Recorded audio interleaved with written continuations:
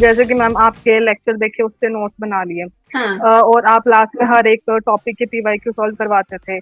तुम्हारी इस बातों को सुनकर ना मेरे को एक और स्टूडेंट याद आ रही है, वो भी मुझसे यही बोलती है कि मैम मैं पहले तो सही करती हूँ, फिर वापस से क्वेश्चन करती हूँ ना तो गलत हो जाता है। लेक्चर्स देख के आपके नोट्स में वही पढ़ के चले जाते थे, तो ऐसे रिवीजन हो जाती थी। नहीं मैम, टाइमर लगा के नहीं किया, क्योंकि उससे तो फिर मेरे को ज्यादा नर्वसनेस हो जाती थी। ऐसी कौन सी यूनिट थी जो आपको टफेस्ट लगी कि मैम यार मेरे लिए वो toughest unit. Hey guys, welcome back to my channel Bansal biology. मेरे साथ है मेरी एक स्टूडेंट वंशिका, इनका नाम है। इन्होंने इस बार AIR 8 से JRF में CSR क्लियर किया है। So Vanshika, first of all welcome to Bansal biology and congratulations for AIR 8। Thank you ma'am. Vanshika, expect किया था इतनी बढ़िया रैंक आ जाएगी, ऐसा कुछ एक्सपेक्टेशन था? नहीं मैम, मैंने आपको बताया था, मेरी एक्सपेक्टेशन नहीं थी। मेरी एक्सपेक्टेशन नेट की क्लियर की थी, जेआरएफ की नहीं थी। पर सीधा AIR 8 लेकर आए। वंशिका, तुम ये बताओगे कि तुम्हारे कितने परसेंटाइल रहे, कितने मार्क्स रहे, इसके बारे में थोड़ा अंदाजा दोगे? यस मैम, 138.5 मेरे मार्क्स रहे। मेरी परसेंटाइल 99.98 रही है। अरे वाह, कितने मतलब इतने अच्छे मार्क्स रहे। तुमने मुझे ये बताया कि मैम मुझे ना ये बहुत डर लगता था कि मेरी नेगेटिव मार्किंग ना हो जाए, तो मैं उसके ऊपर सबसे पहले एम्फोसाइज कर रही हूँ। तो मतलब एग्जाम में कैसे टैकल की थी तुमने नेगेटिव मार्किंग? मैम जैसे कि मैंने ना उस क्वेश्चन को दोबारा देखा ही नहीं। जो एक बार आपने जिस क्वेश्चन पे टाइम दे दिया ना, उसको जैसे घूम के सेक्शन सी से वापस आओगे ना सेक्शन ए में, तो उनको देखना ही मत। अच्छा। क्योंकि एक तो वो टाइम खराब करेंगे तुम्हारा, कि तुमने जो क्वेश्चंस नहीं लगाए सेक्शन ए में से, वो लगाने जरूरी है, ना कि उन क्वेश्चंस पे टाइम दो। क्योंकि ज्यादा ओवर ओवर एनालाइज करके तुम दूसरे मतलब ऑप्शन को करेक्ट करके आ जाओगे। तो ये मेरा बहुत रहता था हमेशा से ही, कि मैं ओवर एनालाइज करके क्वेश्चन मतलब होता था, और उसको ओवर एनालाइज करके कहीं और से लिंक करके उसका दूसरा ऑप्शन टिक कराती थी। और ये आप क्लास में भी होता था बहुत बारी, लाइव क्लासेस में। तो मैंने यही सोचा कि अब की बार मैं देने जा रही हूँ, तो मैं बस एक बार जो टिक करके आ जाऊंगी। उसके बाद मैं उस क्वेश्चन को वापस से सॉल्व नहीं करूंगी, वापस से उसको देखूंगी नहीं, और क्वेश्चन ही सॉल्व करूंगी फिर। सो वंशिका, ठीक है, चलो अपन ना शुरू से शुरू करते हैं। तो आप पहले तो बताइए, आप कहाँ से बिलोंग करते हो? आपकी MSc हो गई है, MSc कर रहे हो? BSc कहाँ से किया आपने? मैम बीएससी तो मैंने ओडियन वीमेन कॉलेज से की थी, जो एफिलेटेड है यहाँ से, गुरु Jambheshwar university of science and technology. और मेरी मास्टर्स ऑन कैंपस हुई है जीजीयू से। और मैंने आपका जो बैच था वो लिया था जुलाई में। तो वो एक साल पहले मतलब मास्टर्स के साथ साथ किया था मैंने। अभी जून में, जुलाई में खत्म हुई है मैम मेरी मास्टर्स तो। DNA बैच में थे आप बेसिकली, बंसल बायोलॉजी पे DNA बैच यस में थे मैम। ना? ओके। Yes ma'am. सो पहले सबसे पहले ये पूछना चाहूंगी कि आपको मोटिवेशन कहाँ से है कि हाँ यार CSR जैसा एग्जाम देना है? ये कहाँ से सोचा और कहाँ से पता चला CSR जैसा एग्जाम एग्जिस्ट करता है? मैम ऐसे मतलब जब यूनिवर्सिटी में गए तब ऐसा था कि अगर पीएचडी करनी है तो आपको सीएसआई नेट देना पड़ता है। हम्म। तो मतलब मुझे था कि मुझे बस यहाँ पे पीएचडी करनी है। तो मेरे को था कि बस मेरे को पढ़ना है। तो मैं एमएससी में थी जब, तो मैं आपकी यूट्यूब पे वीडियोस देखती थी, बट हम्म। उसके बाद तो फिर मैंने आपका सब्सक्रिप्शन लिया था, तो उससे पढ़ने लग गई। तो यही था कि नेट निकल जाएगा, जेआरएफ नहीं निकलेगा। बट नेगेटिव मार्किंग नहीं की अब की बारी मैंने, तो मेरे हो गया मैम। तुम्हारी इस बातों को सुनकर ना मेरे को एक और स्टूडेंट याद आ रही है, वो भी मुझसे यही बोलती है कि मैम मैं पहले तो सही करती हूँ, फिर वापस से क्वेश्चन करती हूँ ना तो गलत हो जाता है। सेम मुझे हम्म। उसकी याद आ गई है। अभी लाइफ बैच में, एंजाइम बैच में एक स्टूडेंट है, तो मुझे उसकी एकदम से याद आ गई। तो मैं ये पूछना चाहूंगी, आपने कब CSIR की तैयारी सीरियसली शुरू की कि हाँ यार अब तो डेडिकेटेडली पढ़ना है? मैम डेडिकेटेडली तो मतलब मैंने जुलाई में, पिछले जुलाई में शुरू कर दी थी।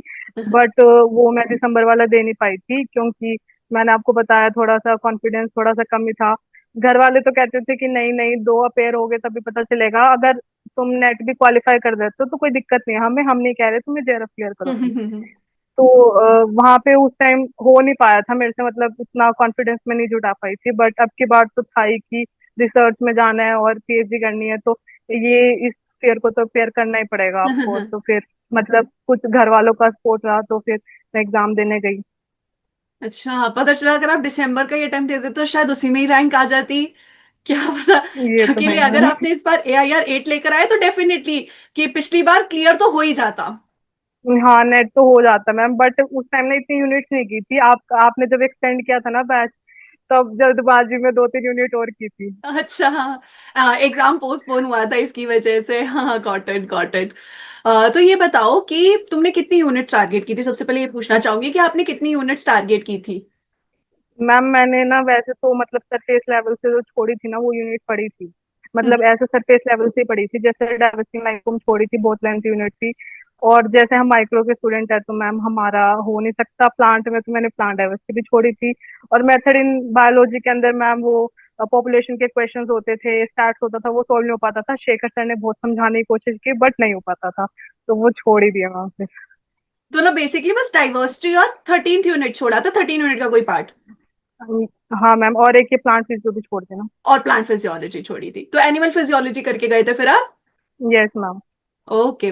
सो तुम ये बताओगे कि तुमने ये सारी जो यूनिट्स है ये पढ़ी, तो ये बैलेंस कैसे किया। मतलब तुम्हें थियरी भी पढ़ना है, प्रैक्टिस भी करनी है, रिवीजन भी करना है, तो ये सब बैलेंस कैसे करते थे। जैसे कि मैम आपके लेक्चर देखे उससे नोट्स बना लिए, हाँ। और आप लास्ट में हर एक टॉपिक के पीवाईक्यू सॉल्व करवाते थे, ठीक है, तो वो पीवाईक्यू अच्छे से सॉल्व कर लिए। ठीक है, उसके बाद जैसे एक यूनिट बाइंड अप हो जाती है, आप दूसरे यूनिट पे जब आप दूसरा लेक्चर हम्म। पढ़ते हो, तब आप पिछले वाले यूनिट के पीवाईक्यू ऐसे सॉल्व करके देखो कि आपको इतना मेमोराइज रह पा रहा है या नहीं रह पा रहा। हम्म। तो वैसे क्या था मैंने, और पीवाईक्यू के लिए एक तो आपके जो आप क्वेश्चन सॉल्व करवाते थे वो इनफ थे, क्योंकि आप रिसेंट पीवाईक्यू सॉल्व करवाते थे। और जब आप करवाते थे मतलब टॉपिक के बाद में, तो वो सॉल्व होने लग जाते थे, तो ऐसा लगता था ये वाले पीवाईक्यू करते रहे, ये वाले पीवाईक्यू करते रहे, क्योंकि आते हैं ना जहाँ ज्यादा दिमाग लगाना पड़े वो तो होते नहीं है। तो फिर और एक पाथ फाइंडर का पीवाईक्यू का था मैम, वो सॉल्व किया था। ओके। सो बेसिकली आपने जो क्लास के बाद जो पीवाईक्यूज कराती थी वो फटाफट सॉल्व हो जाता है, क्योंकि अभी अभी फ्रेश फ्रेश टॉपिक पढ़ा है ना, और फिर उससे कॉन्फिडेंस बहुत आता होगा कि यार सीएसआर तो हाँ बस अपन आराम हाँ से कर लेंगे। वो हाँ एक अलग हाँ। लेवल का कॉन्फिडेंस देता है। और रिवीजन कैसे करते थे। मैम रिवीजन तो जैसे एक, जैसे हमारा क्या होता था, हम माइक्रो से थे तो हमारी कुछ कुछ यूनिट्स वहाँ पे भी आती थी, तो जैसे आरडीटी का वहाँ पे मेजर होता था, तो आपके लेक्चर्स देख के आपके नोट्स में वही पढ़ के चले जाते थे, तो ऐसे रिवीजन हो जाती थी कि वहाँ पे जो जो सब्जेक्ट चल रहा है वो हम्म। आपके नोट से ही पढ़ना है। तो हम्म। ऐसे रिवीजन होती रहती थी। और एक मतलब कि किसी भी यूनिट को ना 1 महीने के लिए नहीं छोड़ना है, कि आप हम्म। उसको बीच में रिवाइज करते रहो, चाहे वो थोड़ा करो चाहे ज्यादा करो, वो आपके टाइम पे है। पर उसके साथ के साथ पीवाईक्यू देखते रहना, मतलब वो हाँ। चीज है मस्त, कि मतलब चोरी करते रहो और वो पीवाईक्यू भूल जाते हैं कि क्या चीज कहाँ टर्मिनोलॉजी याद रखनी है, तो वो चीज थी मैम। तो आपने एक बारी में कितनी यूनिट्स टारगेट की थी, मतलब एक बारी में कितनी यूनिट कवर करते थे।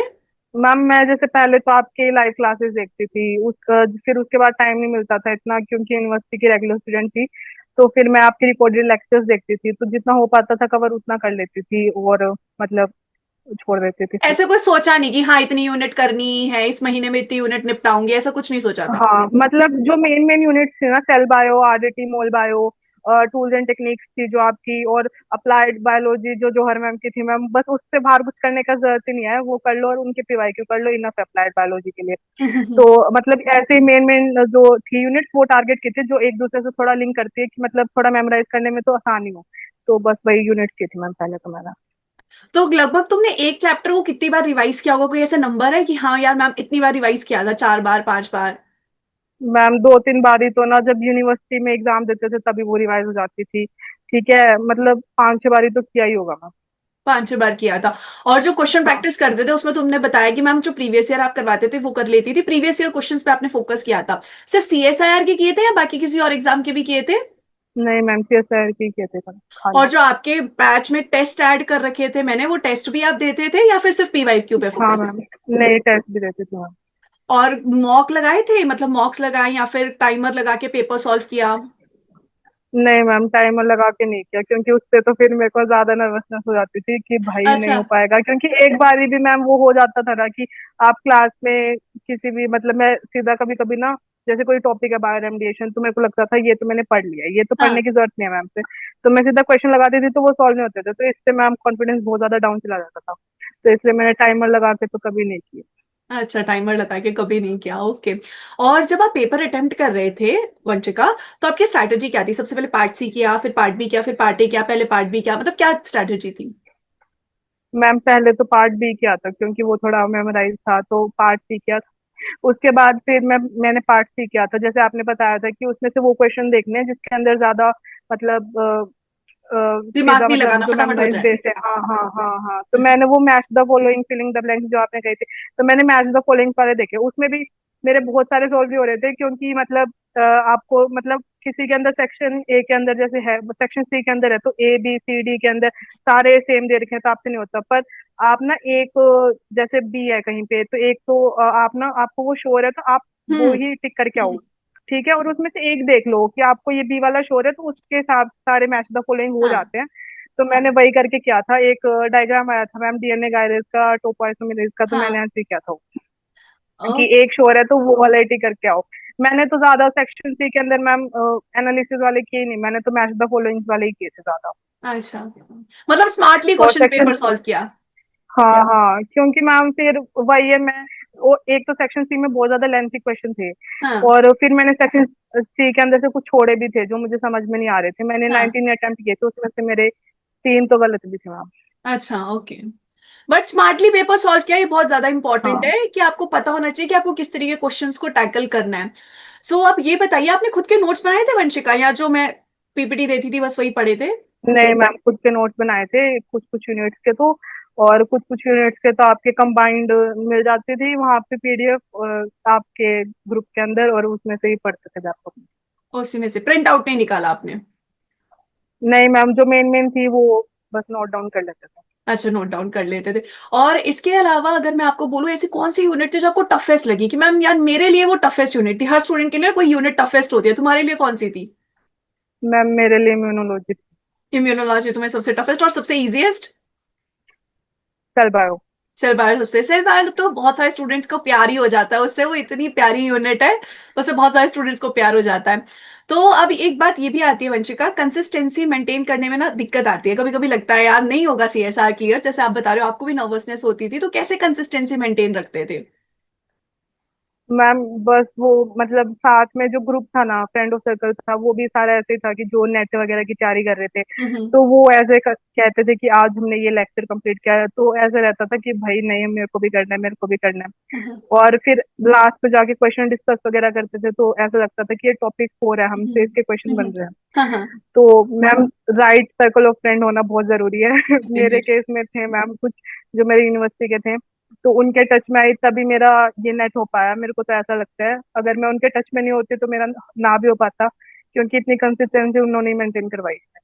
ऐसा ग्रुप और होना कुछ बहुत ज्यादा प्रोफेसर जरूरी का भी रहा मैम।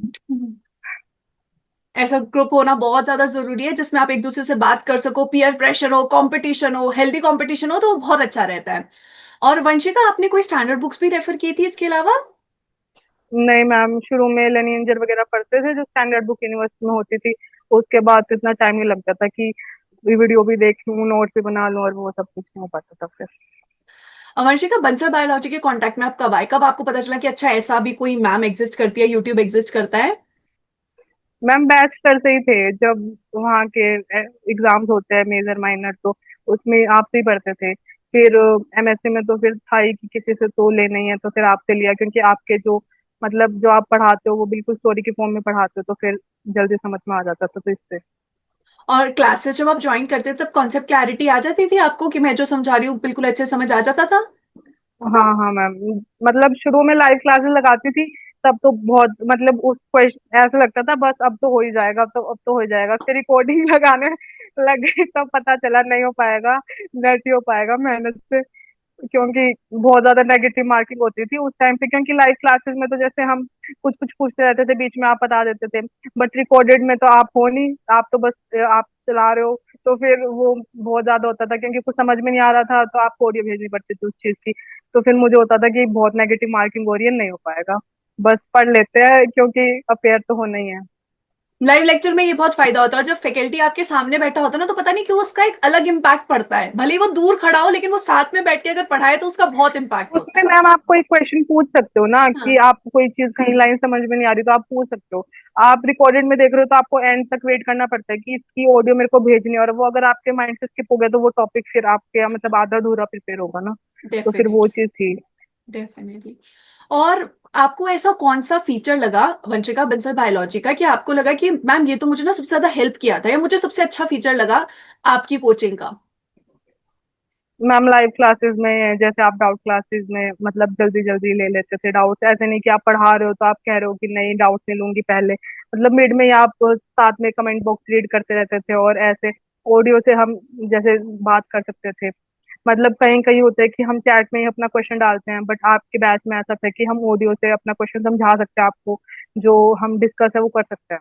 तो वो चीज बेस्ट थी मैम। फोन और फ्रेंड जो हम क्लास में फोन करते हैं और एक दूसरे से बातें करते हैं, वो वाली बात आप कह रहे हो। और यस मैम। वंशिका, जो हम गाइडेंस देते थे आपको, मेंटोरशिप देते थे, समझाते रहते थे कि देखो ऐसे करना, ये करना, सीएसआर ऐसे पूछेगा, तो वो कहीं ना कहीं आपको अपने जर्नी में हेल्प की थी? वही तो कह रही हूँ मैम, पीवाई क्यों कर जाओ आपके उससे ही हो जाएगा मैम। मैं तो कह रही हूँ अप्लाइड बायोलॉजी को छेड़ो बस, बस जौहर मैम की कर जाओ और उनके पीवाई क्यों कर जाओ, और सेल बायो मोल बायो का आपका कर जाओ, बस हो जाएगा। और पीवाई के थोड़े खुद लगा लो ताकि थोड़ा कॉन्फिडेंस हो जाए कि हाँ हम कहीं स्टैंड करते हैं। तो बस यही था मैम। ओके। सो अब कैसा लग रहा है? आपके नाम के आगे AIR 8 लग रहा है, कैसा लग रहा है? और फर्स्ट कौन था ऐसा पर्सन जिसको आपने बताया था कि यार मेरा क्लियर हो गया और AIR 8 से क्लियर हुआ है? मैम पापा ही थे सबसे पहले, क्योंकि वही चेक करवा रहे थे, जैसे कि आंसर की आई ना तब मेरे को ऐसे लग रहा था कि बहुत गलत हो रहा है सेक्शन ए में से मैम, ऐसे कंटिन्यूसली गलत होते जा रहे थे मेरे। अच्छा। तो मेरे को था कि नहीं होगा, मेरे को ऐसे लग रहा है नेट ही क्लियर हो जाएगा, नेट भी नहीं क्लियर होगा। पर फिर वो बोलते कि नहीं तू मैच तो कर, मैच तो कर। तो फिर वो मैंने मैच करने शुरू किए थे आगे, क्योंकि रिपीटेडली मैम वो 4-5 क्वेश्चन ऐसे गलत होते चले गए। तो बाद में कोई क्वेश्चन गलत था नहीं, शुरू में ही थे, तो फिर इसलिए तो थोड़ी खुशी तो है ही मैम। डेफिनेटली थोड़ी खुशी नहीं, अरे बहुत खुशी होनी चाहिए। AIR 8 बहुत बड़ी बात होती है लाना। जब मेरे को AIR 24 आया था तब मैं कितनी उछली थी, तो तुम लोगों के तो AIR 8 आया, ऑब्वियसली बात है बहुत खुश हो गए आप लोग। अब अंशिका, अब यस क्या मैम। प्लान है? What's the plan in the future? क्या सोच रहे हो अब आप? मैम पीएचडी का ही प्लान है। PhD का ही प्लान है, इंटरव्यूज वगैरह आप देना शुरू करोगे? Yes ma'am. एक लास्ट क्वेश्चन वंशिका मेरा ये है कि अब जो स्टूडेंट्स बंसल बायोलॉजी फैमिली से जुड़ने वाले हैं या आपको देख रहे हैं, यूट्यूब पे देख रहे हैं, उनको आप क्या गाइडेंस देना चाहोगे? कि खुद पे थोड़ा बिलीव करो, अगर खुद पे बिलीव करने में थोड़ा सा होता है कि नहीं हो पाता, तो फिर साथ में ऐसे मतलब रखो कि जो तुम पे बिलीव करते हो और तुम्हें बारी बारी ये कहे कि नहीं तुम कर सकते हो, तुम कर सकते हो। और ये थोड़ी ना बहुत ज्यादा लंबी प्रोसेस है, तो हर रोज मेहनत करनी है, ऐसे नहीं है कि एक दिन लेक्चर कर लिया, हफ्ते बाद लेक्चर लगा रहे हो। अगर हफ्ते बाद तुम दूसरे चैप्टर का शुरू भी कर रहे हो ना, तो मेक श्योर कि वो सारे मतलब तुम्हें पता हो जो मैम नोट पढ़ा रहे हैं। मतलब रिवीजन बहुत ज्यादा जरूरी है उस चीज की, और मतलब यही है कि किसी की बातों पे ध्यान नहीं देना है, और मेहनत करो, हो जाएगा। और अगर कोई स्टूडेंट आपसे आके पूछे कि दीदी मेरे को सेल्फ स्टडी करनी चाहिए या कोचिंग के साथ जाना चाहिए, तो आप उन्हें क्या रिकमेंडेशन दोगे? पहले कोचिंग ले लो, उसके बाद सेल्फ स्टडी कर लेना, क्योंकि कोचिंग तो जरूरी है मैम, बिना गाइडेंस के तो नहीं हो पाएगा। क्योंकि बिना गाइडेंस के कैसे हो जाएगा? अगर यूनिवर्सिटी में जाते हैं तो एक बॉटनी के लिए वो है किसी में तय कि भाई प्लांट फिजियो है उनको अच्छे से आती है, एनिमल फिजियो है, अब माइक्रो, तो पूरा पोर्शन पढ़ना है तुम्हें लाइफ साइंस का, तो उसके लिए तुम्हें कोई ना कोई फैकल्टी तो ज्वाइन करनी ही पड़ेगी। और मैंने जैसे बताया कि और फैकल्टी के अंदर आप कमेंट बॉक्स में अपना डाउट डालते हो, पर हमारे यहाँ पे ऐसे होता है कि आप मतलब मैम से डायरेक्ट बात कर सकते हो क्लास के बीच में, ऐसा नहीं होता कि आप एंड में जाके करते हो तो आपको ये होता है कि आप भूल जाओगे, स्किप हो जाएगा दिमाग से, आप उसी टाइम पूछ सकते हो। तो ये बस बायोलॉजी का फीचर अच्छा लगा मैम मुझे। So Vanshika, thank you so much for joining with us. I wish you all the very best. अब शायद आप गेट की भी तैयारी कर रहे हो, उसके लिए भी मैं ये आपको उसके लिए भी मैं आपको बहुत विशेष देती हूँ। और मैं उम्मीद करती हूँ कि आप इंडिया के टॉप इंस्टीट्यूट में जाके रिसर्च करो और जो भी आपकी नर्वसनेस है सब दूर हो जाए और आप एक बहुत बढ़िया साइंटिस्ट बनो। Wish you all the very best Vanshika. Thank you so much ma'am. Thank you, God bless you, bye bye.